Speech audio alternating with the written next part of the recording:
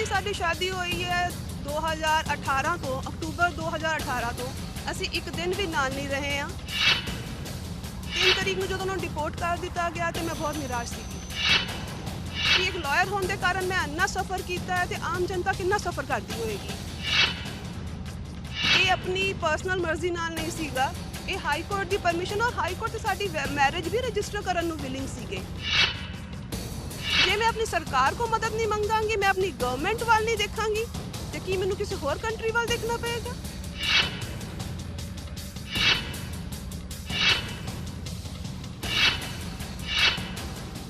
ਪੰਜਾਬ ਅਤੇ Haryana high court ਦੇ ਇੱਕ ਵਕੀਲ ਨੂੰ ਆਪਣੇ ਪਤੀ ਨੂੰ ਅਫਗਾਨਿਸਤਾਨ ਤੋਂ ਲਿਆਉਣ ਵਾਸਤੇ ਕਾਫੀ ਲੜਾਈ ਦਾ ਸਾਹਮਣਾ ਕਰਨਾ ਪੈ ਰਿਹਾ ਤੇ ਕਾਨੂੰਨੀ ਲੜਾਈ ਵੀ ਹੋ ਜਿਹੜਾ ਹੈਗਾ ਲਗਾਤਾਰ ਪਿਛਲੇ 3 ਮਹੀਨਿਆਂ ਤੋਂ ਲੜ ਰਹੇ ਨੇ। ਪਹਿਲਾਂ ਤੁਹਾਨੂੰ ਦੱਸ ਦਈਏ ਕਿ ਵੀ ਮਾਮਲਾ ਕੀ ਹੈ। ਮਾਮਲਾ ਜੋ ਹੈਗਾ ਪੰਜਾਬ ਅਤੇ ਹਰਿਆਣਾ ਕੋਰਟ ਦੀ ਜਿਹੜੀ ਵਕੀਲ ਸੀਗੀ ਉਹਨਾਂ ਨੇ ਅਫਗਾਨਿਸਤਾਨ ਦੇ ਇੱਕ ਵਿਅਕਤੀ ਨਾਲ ਜੇਲ੍ਹ ਦੇ ਵਿੱਚ ਉਹਨਾਂ ਨੇ ਮੈਰਿਜ ਕਰਾਈ ਸੀਗੀ। ਮੈਰਿਜ ਤੋਂ ਬਾਅਦ ਜਦੋਂ ਉਹਨਾਂ ਦੀ ਹੁਣ ਸਜ਼ਾ ਪੂਰੀ ਹੋ ਗਈ ਤਾਂ ਉਹਨਾਂ ਨੂੰ ਜਿਹੜਾ ਹੈਗਾ ਅਫਗਾਨਿਸਤਾਨ ਦੇ ਵਿੱਚ ਡਿਪੋਰਟ ਕਰਤਾ ਗਿਆ। ਪੂਰੇ ਮਾਮਲੇ ਬਾਰੇ ਵੀ ਅਸੀਂ ਗੱਲ ਕਰ ਲੈਂਦੇ ਹਾਂ ਤੇ ਕਿੰਨੀ ਲੜਾਈ ਇਹ ਆਪਣੇ ਪਤੀ ਨੂੰ ਭਾਰਤ ਲਿਆਉਣ ਵਾਸਤੇ ਪਿਛਲੇ ਦਿਨਾਂ ਦੇ ਵਿੱਚ ਲੜ ਰਹੇ ਨੇ। ਆਪਾਂ ਇਹਨਾਂ ਨਾਲ ਗੱਲ ਕਰਦੇ ਹਾਂ। ਐਸਪੀ ਕੌਰ ਜੀ ਸਾਡੇ ਨਾਲ ਮੌਜੂਦ ਨੇ। ਮੈਨੂੰ ਸਭ ਤੋਂ ਪਹਿਲਾਂ ਤਾਂ ਇਹ ਜਾਣਨਾ ਚਾਹਾਂਗੇ, ਤੁਸੀਂ ਜਿਹੜਾ ਹੈਗਾ ਆਪਣੇ ਹਸਬੈਂਡ ਜਿਹੜੇ ਤੁਹਾਨੂੰ ਅਫਗਾਨਿਸਤਾਨ ਦੇ ਵਿੱਚ ਉਹਨਾਂ ਨੂੰ ਰਿਪੋਰਟ ਕਰ ਦਿੱਤਾ ਗਿਆ ਸੀਗਾ, ਉਹਨਾਂ ਨੂੰ ਭਾਰਤ ਲਿਆਉਣ ਵਾਸਤੇ ਕਿਸ ਤਰ੍ਹਾਂ ਦੀ ਜਿਹੜੀ ਲੜਾਈ ਤੁਸੀਂ ਲੜ ਰਹੇ ਹੋ? ਸਰ, ਮੈਂ ਹੋਮ ਮਿਨਿਸਟਰੀ ਨੂੰ ਰੈਪਰੈਜ਼ੈਂਟੇਸ਼ਨ ਦਿੱਤਾ ਹੋਇਆ ਹੈ ਤਾਂ ਜੋ ਮੇਰੇ ਕਨਸਟੀਟਿਊਸ਼ਨਲ ਰਾਈਟਸ ਨੇ ਉਹਦੇ ਹਿਸਾਬ ਨਾਲ ਮੈਨੂੰ ਇਸ ਚੀਜ਼ ਦਾ ਸਾਹਮਣਾ ਨਾ ਕਰਨਾ ਪਵੇ, ਮੈਨੂੰ ਨਿਰਾਸ਼ਾ ਨਾ ਹੋਵੇ। ਇਸ ਕਰਕੇ ਮੈਂ ਆਪਣੇ ਪੂਰੇ ਐਫਰਟਸ ਕਰ ਰਹੀ ਹਾਂ। ਹੋਮ ਮਿਨਿਸਟਰੀ ਨੂੰ ਮੇਰਾ ਰੈਪਰੈਜ਼ੈਂਟੇਸ਼ਨ ਜਾ ਚੁੱਕਿਆ ਹੈ ਤਾਂ ਕਿ ਉਹ ਮੇਰੇ ਹਸਬੈਂਡ ਨੂੰ ਅਲਾਓ ਕਰਨ ਕਿ ਉਹ ਇੰਡੀਆ ਵਾਪਸ ਆ ਸਕਣ। ਕਿਹੜੀ ਜਗ੍ਹਾ ਨੇ ਤੁਹਾਡੇ ਹਸਬੈਂਡ ਤੇ ਕਦੋਂ ਉਹਨਾਂ ਨੂੰ ਡਿਪੋਰਟ ਕੀਤਾ ਗਿਆ ਜੀ? ਮੇਰੇ ਹਸਬੈਂਡ ਅਫਗਾਨਿਸਤਾਨ ਤੋਂ ਨੇ ਔਰ ਉਹਨਾਂ ਨੂੰ ਡਿਪੋਰਟ ਕੀਤਾ ਗਿਆ ਸੀਗਾ 3 ਅਕਤੂਬਰ 2019 ਵਿੱਚ। ਇਹ ਪੂਰਾ ਥੋੜ੍ਹਾ ਜਿਹਾ ਮਾਮਲੇ ਬਾਰੇ ਦੱਸੋ ਜੀ। ਹੁਣ ਜਿਹੜਾ ਹੈਗਾ ਜਿਹਨਾਂ ਨੂੰ ਡਿਪੋਰਟ ਕਰਤਾ ਗਿਆ ਤੁਸੀਂ ਹੋਮ ਮਿਨਿਸਟਰੀ ਨੂੰ ਕੀ ਲਿਖ ਕੇ ਕੀ ਡਿਮਾਂਡ ਕੀਤੀ ਹੈਗੀ? ਸਰ, ਮੈਂ ਹੋਮ ਮਿਨਿਸਟਰੀ ਨੂੰ ਇਹ ਡਿਮਾਂਡ ਕੀਤੀ ਹੋਈ ਹੈ ਕਿ ਮੈਂ ਇੱਕ ਇੰਡੀਅਨ ਸਿਟੀਜ਼ਨ ਹਾਂ, ਮੇਰੇ ਬਹੁਤ ਸਾਰੇ ਕਨਸਟੀਟਿਊਸ਼ਨਲ ਰਾਈਟਸ ਨੇ। ਇਸ ਕਰਕੇ ਮੇਰੇ ਹਸਬੈਂਡ ਦੀ ਮੇਰੇ ਨਾਲ ਸ਼ਾਦੀ ਡਿਊਰਿੰਗ ਅਪੀਲ ਹੋਈ ਸੀਗੀ। ਇਸ ਕਰਕੇ ਉਹਨਾਂ ਦਾ ਵੀ ਰਾਈਟ ਬਣਦਾ ਹੈ ਤੇ ਮੇਰਾ ਵੀ ਰਾਈਟ ਬਣਦਾ ਹੈ ਤਾਂ ਕਿ ਅਸੀਂ ਆਪਣੀ ਸਾਦੀ ਸਿੰਪਲ ਇੱਕ ਮੈਰਿਡ ਲਾਈਫ ਜੀ ਸਕੀਏ। ਕਿਉਂਕਿ ਜਦੋਂ ਦੀ ਸਾਡੀ ਸ਼ਾਦੀ ਹੋਈ ਹੈ 2018 ਤੋਂ ਅਕਤੂਬਰ 2018 ਤੋਂ ਅਸੀਂ ਇੱਕ ਦਿਨ ਵੀ ਨਾਲ ਨਹੀਂ ਰਹੇ ਹਾਂ ਔਰ ਸੰਵਿਧਾਨਿਕ ਜਿਹੜੇ ਰਾਈਟਸ ਨੇ, ਜਿਹੜੇ ਕਨਸਟੀਟਿਊਸ਼ਨਲ ਰਾਈਟਸ ਨੇ, ਉਹਦੇ ਹਿਸਾਬ ਨਾਲ ਮੈਨੂੰ ਬਹੁਤ ਸਾਰੇ ਰਾਈਟਸ ਨੇ ਜੋ ਮੇਰੇ ਇਨਫ੍ਰਿੰਜ ਹੋ ਰਹੇ ਨੇ। ਮੈਡਮ, ਪਹਿਲਾਂ ਸਭ ਤੋਂ ਪਹਿਲਾਂ ਇਹ ਦੱਸੋ ਤੁਸੀਂ ਤੁਹਾਡੀ ਜਿਹੜਾ ਮੈਰਿਜ ਸੀਗੀ ਕਿਵੇਂ ਹੋਈ ਸੀਗੀ? ਇਹ ਮੈਰਿਜ ਬਾਰੇ ਥੋੜ੍ਹਾ ਜਿਹਾ ਜਾਣਨਾ ਪਾਓ ਜੀ। ਸਰ, ਮੇਰੀ ਮੈਰਿਜ ਹਾਈ ਕੋਰਟ ਦੇ ਆਰਡਰਸ ਨਾਲ ਹੋਈ ਸੀਗੀ। ਮੇਰੇ ਹਸਬੈਂਡ ਨੇ ਇੱਕ ਐਪਲੀਕੇਸ਼ਨ ਮੂਵ ਕੀਤੀ ਸੀਗੀ ਕਿ ਉਹਨਾਂ ਨੂੰ ਪਤਾ ਨਹੀਂ ਕਿ ਉਹਨਾਂ ਦਾ ਕੇਸ ਦਾ ਡਿਸੀਜਨ ਕੀ ਹੋਏਗਾ, ਬਟ ਉਹਨਾਂ ਦਾ ਇੱਕ ਮੈਰਿਜ ਦਾ ਰਾਈਟ ਨਾ ਛੀਨਿਆ ਜਾਵੇ ਤੇ ਹਾਈ ਕੋਰਟ ਨੇ ਪਰਮਿਸ਼ਨ ਦਿੱਤੀ ਸੀਗੀ ਕਿ ਉਹ ਆਪਣੀ ਪਸੰਦ ਦੀ ਲਾਈਫ ਪਾਰਟਨਰ ਨਾਲ ਲੜਕੀ ਨੂੰ ਆਪਣਾ ਲਾਈਫ ਪਾਰਟਨਰ ਬਣਾ ਸਕਦੇ ਨੇ।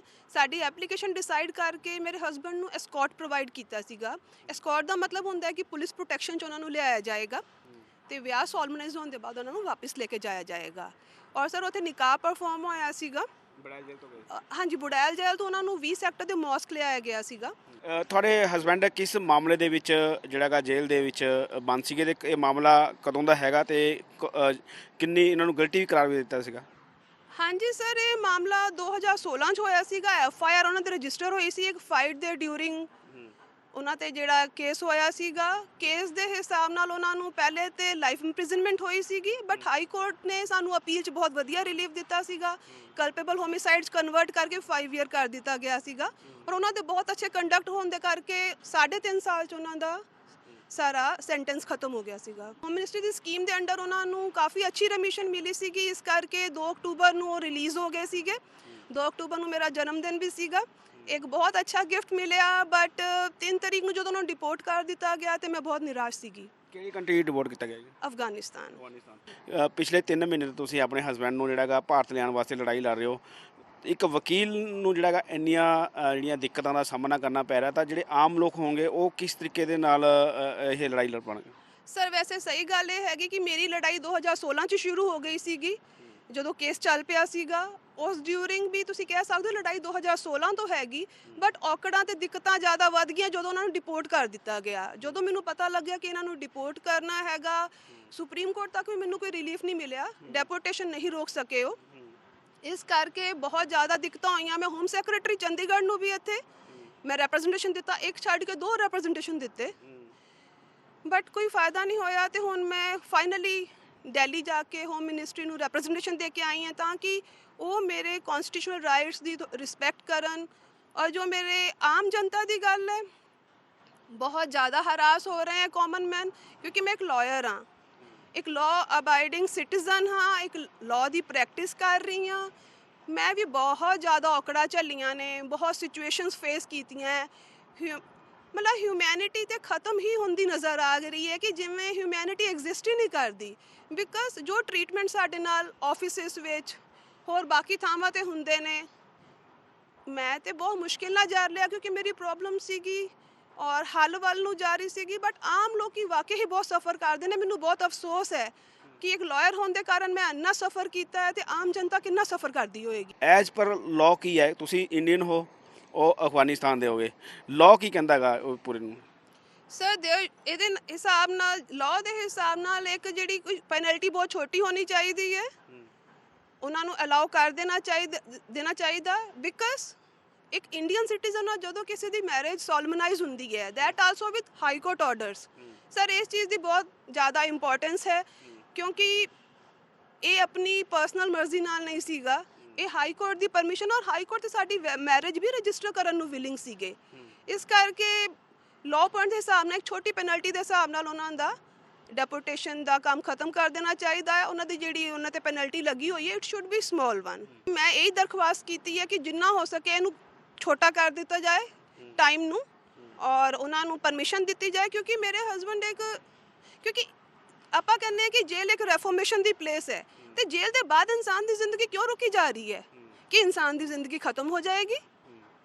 ਰਿਫਾਰਮ ਤੇ ਸਰ ਕੋਈ ਵੀ ਨਹੀਂ ਹੋਇਆ। ਫਿਰ ਰੈਫੋਰਮੇਸ਼ਨ ਦਾ ਮਤਲਬ ਹੁੰਦਾ ਹੈ ਕਿ ਤੁਸੀਂ ਅੰਦਰ ਰਿਫਾਰਮ ਕਰ ਰਹੇ ਹੋ, ਤੇ ਜਦੋਂ ਬੰਦਾ ਬਾਹਰ ਨਿਕਲੇਗਾ ਉਹਦੇ ਪੈਰਾਂ 'ਚ ਫਿਰ ਬੇੜੀਆਂ ਪਾ ਦਿਓ।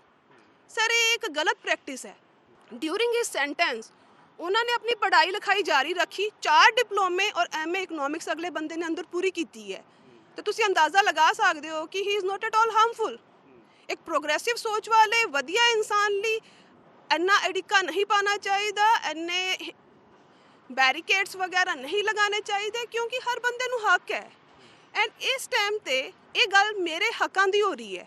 ਮੈਂ ਇੱਕ ਇੰਡੀਅਨ ਸਿਟੀਜ਼ਨ ਹੈ, ਜੇ ਮੈਂ ਆਪਣੀ ਸਰਕਾਰ ਕੋ ਮਦਦ ਨਹੀਂ ਮੰਗਾਂਗੀ, ਮੈਂ ਆਪਣੀ ਗਵਰਨਮੈਂਟ ਵੱਲ ਨਹੀਂ ਦੇਖਾਂਗੀ, ਤੇ ਕੀ ਮੈਨੂੰ ਕਿਸੇ ਹੋਰ ਕੰਟਰੀ ਵੱਲ ਦੇਖਣਾ ਪਏਗਾ?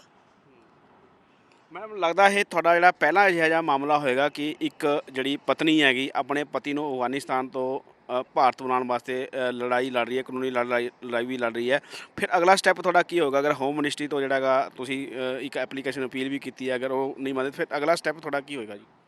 ਸਰ ਸਭ ਤੋਂ ਪਹਿਲੀ ਗੱਲ ਕਿ ਹਾਂ ਇਹ ਵਨ ਆਫ ਅ ਕਾਈਂਡ ਹੈ, ਆਪਣੇ ਆਪ ਦਾ ਇੱਕ ਪਹਿਲਾ ਹੀ ਮੁੱਦਾ ਹੈ ਕਿਉਂਕਿ ਮੈਂ ਜਿੰਨੇ ਆਫਿਸਿਸ, ਜਿੰਨੇ ਕੋਰਟਸ ਵਿੱਚ ਜਿੱਥੇ ਮੈਂ ਗਈ ਹਾਂ, ਕਿਸੇ ਨੂੰ ਇਸ ਪ੍ਰਕਾਰ ਦੀ ਕੋਈ ਨੌਲੇਜ ਨਹੀਂ ਸੀ। ਹਰ ਕੋਈ ਕਹਿੰਦਾ ਸੀਗਾ ਕਿ ਇਹ ਤੇ ਅਸੀਂ ਕਦੀ ਪਹਿਲੇ ਡੀਲ ਨਹੀਂ ਕੀਤਾ, ਕਿਤੇ ਕੋਈ ਇੱਦਾਂ ਦਾ ਰੈਕੋਰਡ ਨਹੀਂ ਹੈਗਾ ਕਿ ਇੱਦਾਂ ਦਾ ਕੋਈ ਕੇਸ ਹੋਇਆ। ਬਟ ਮੇਰਾ ਇਹ ਕਹਿਣਾ ਕਿ ਜਿਹੜੀ ਚੀਜ਼ ਕਦੀ ਹੋਈ ਨਹੀਂ, ਇਟ ਮੀਨਸ ਕਿ ਉਹ ਨਹੀਂ ਹੋਏਗੀ, ਇਹ ਜ਼ਰੂਰੀ ਨਹੀਂ ਹੈ।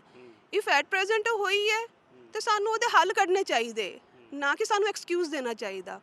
ਐਂਡ ਮੋਰ ਓਵਰ ਸਰ ਮੈਨੂੰ ਹੋਮ ਮਿਨਿਸਟਰੀ 'ਤੇ ਪੂਰਾ ਯਕੀਨ ਹੈ ਬਿਕਾਜ਼ ਉਹਨਾਂ ਦੇ ਹੱਥ 'ਚ ਇਸ ਚੀਜ਼ ਦੀ ਪਾਵਰ ਹੈਗੀ ਕਿ ਉਹ ਮੇਰੀਆਂ ਖੁਸ਼ੀਆਂ ਮੈਨੂੰ ਵਾਪਸ ਦੇ ਸਕਦੇ ਨੇ। ਮੇਰਾ ਰਾਈਟ ਮੈਨੂੰ ਮਿਲਣਾ ਚਾਹੀਦਾ ਹੈ, ਇਹ ਮੇਰੀ ਉਮੀਦ ਹੈ। ਔਰ ਸਰ ਮੈਂ ਬਹੁਤ ਮਿਹਨਤ ਕੀਤੀ ਹੈ, ਮਿਲਿਆ। ਔਰ ਸਰ ਮੈਂ ਉਹਨਾਂ ਦਾ ਸਾਥ ਨਹੀਂ ਛੱਡਾਂਗੀ, ਮੈਂ ਆਪਣੀ ਹਰ ਮੁਮਕਿਨ ਕੋਸ਼ਿਸ਼ ਕਰਾਂਗੀ। ਮੈਂ ਸ਼ੈਟਰਡ ਹਾਂ but I am shaken but I am not ਸ਼ੈਟਰਡ।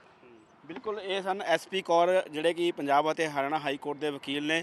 ਇਹਨਾਂ ਵੱਲੋਂ ਜਿਹੜਾ ਹੈਗਾ ਇਹਨਾਂ ਦਾ ਪਤੀ ਹੈ ਉਹ ਅਫਗਾਨਿਸਤਾਨ ਦੇ ਵਿੱਚ ਉਹਨਾਂ ਨੂੰ ਡਿਪੋਰਟ ਕਰ ਦਿੱਤਾ ਗਿਆ। ਉਹ ਉਹਨਾਂ ਨੂੰ ਭਾਰਤ ਲਿਆਉਣ ਦੇ ਵਿੱਚ ਪਿਛਲੇ ਦਿਨਾਂ ਤੋਂ ਜਿਹੜੀ ਹੈਗੀ ਲੜਾਈ ਲੜ ਰਹੇ ਨੇ। ਹੋਮ ਮਿਨਿਸਟਰੀ ਨੂੰ ਉਹਨਾਂ ਇੱਕ ਅਪੀਲ ਵੀ ਕੀਤੀ ਗਈ ਹੈ ਕਿ ਉਹਨਾਂ ਦੇ ਹਸਬੈਂਡ ਨੂੰ ਜਿਹੜਾ ਹੈਗਾ ਭਾਰਤ ਦੇ ਵਿੱਚ ਲਿਆਇਆ ਜਾਵੇ। ਅਤੇ ਇਹ ਦੇਖਦੇ ਹਾਂ ਹੁਣ ਇਹਨਾਂ ਦੀ ਅਪੀਲ ਦੇ ਉੱਪਰ ਸਰਕਾਰ ਕੀ ਆਪਣਾ ਪੱਖ ਦਿੰਦੀ ਹੈ। ਕੈਮਰਾਮੈਨ ਪਾਂਡੇ ਦੇ ਨਾਲ ਦਲਜੀਤ ਸਿੰਘ, PTC ਨਿਊਜ਼, ਮੋਹਾਲੀ।